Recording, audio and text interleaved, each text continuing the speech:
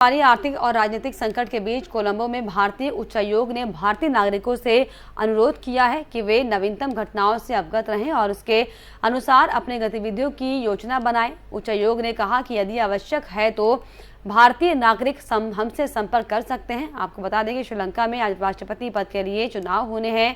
राष्ट्रपति चुनाव के लिए कार्यवाहक राष्ट्रपति रनिल विक्रमासिंघे समेत दुल्लास अल्हा पेरुम्मा और अनुराग कुमार दिसानायके मैदान में हैं।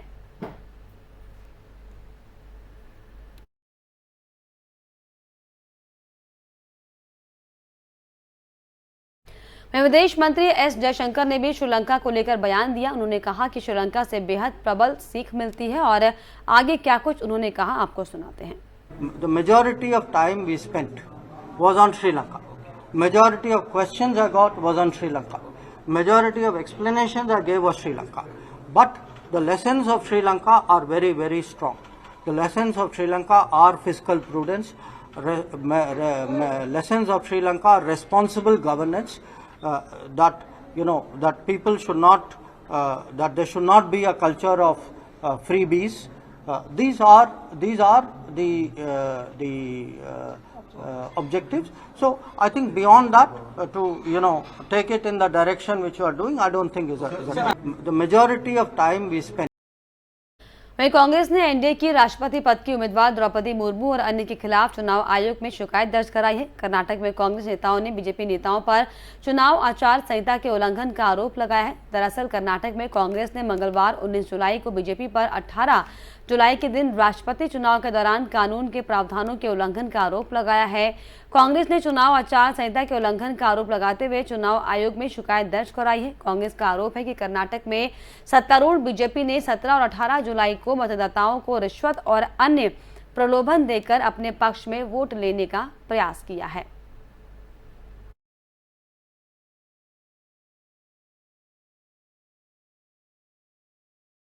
देश के कई राज्यों में भारी बारिश के चलते बाढ़ का प्रकोप जारी है। महाराष्ट्र से लेकर मध्य प्रदेश, गुजरात, राजस्थान, केरल समेत कई अन्य राज्य इसमें शामिल हैं। हिमाचल में तबाही का मंजर देखने को मिल रहा है।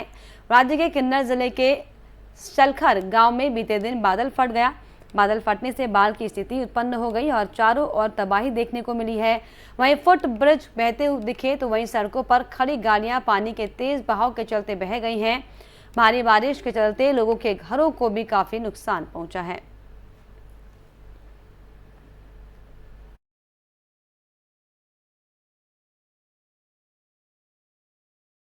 चीन अपनी हरकतों से बाज नहीं आ रहा। भूटान की ओर डोकलाम पठार के पूर्व में चीन के एक गांव के निर्माण का संकेत देने वाली नई उपग्रह तस्वीरें सामने आई हैं। ये क्षेत्र भारत के रणनीतिक हित के लिए काफी महत्वपूर्ण माना जाता है। ये तस्वीरें मैक्सर कंपनी ने खींची है। वहीं डोकलाम ट्राई जंक्शन पर साल 2017 में भारत और चीन की सेना के बीच 73 दिनों तक गतिरोध बना रहा था और जब चीन ने उस क्षेत्र में एक सड़क का विस्तार करने की साजिश की कोशिश की थी, जिस पर भूटान ने दावा किया था कि नई सैटेलाइट तस्वीरों में इस बात के संकेत मिल रहे हैं कि चीन अमू चो नदी घाटी में भी दूसरा गाँव बसा रहा है, जो कि अब करीब करीब पूरा हो गया है।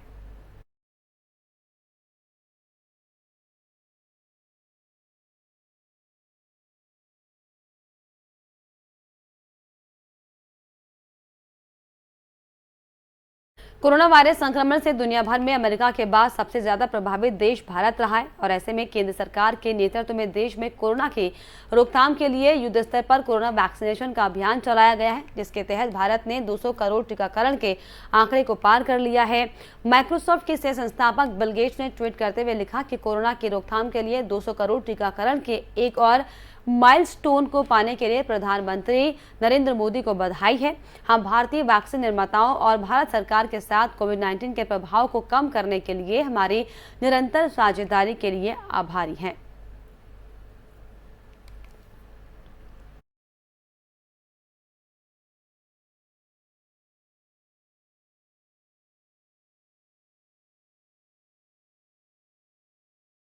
वहीं बर्मिंघम में खेले जाने वाले कॉमनवेल्थ गेम्स की शुरुआत से पहले भारत को बड़ा झटका लगा है। भारत के स्टार स्प्रिंटर धनलक्ष्मी का डोप टेस्ट पॉजिटिव आया है। ऐसा होने की वजह से भारतीय एथलेटिक टीम के 4 गुना 100 मीटर रिले में मेडल जीतने की संभावना बेहद कम हो गई है।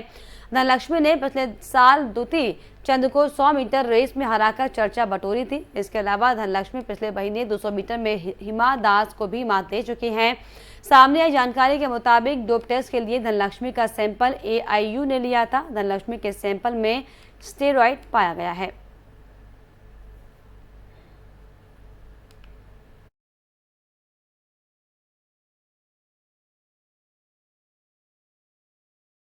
स्पेस एक्स और टेस्ला के CEO एलन मस्क बीते दिन काफी लंबे समय से ट्विटर को खरीदने को लेकर सुर्खियां बटोर रहे थे।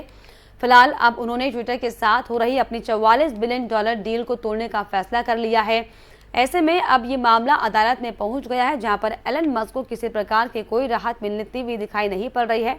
दरअसल मंगलवार 19 जुलाई के दिन डेलावेयर जज ने एलन मस्क को झटका देते हुए ट्विटर और मस्क के बीच में विवाद के मामले की सुनवाई अक्टूबर से शुरू करने के आदेश दिए हैं। आपको बता दें कि कोर्ट में एलन मस्क की ओर से मामले में फरवरी तक का समय मांगा गया था। वहीं अदालत ने मस्क की मांग को ठुकराते हुए ट्विटर की मांग पर विचार करते हुए मामले का ट्रायल अक्टूबर से शुरू किए जाने की बात कही है।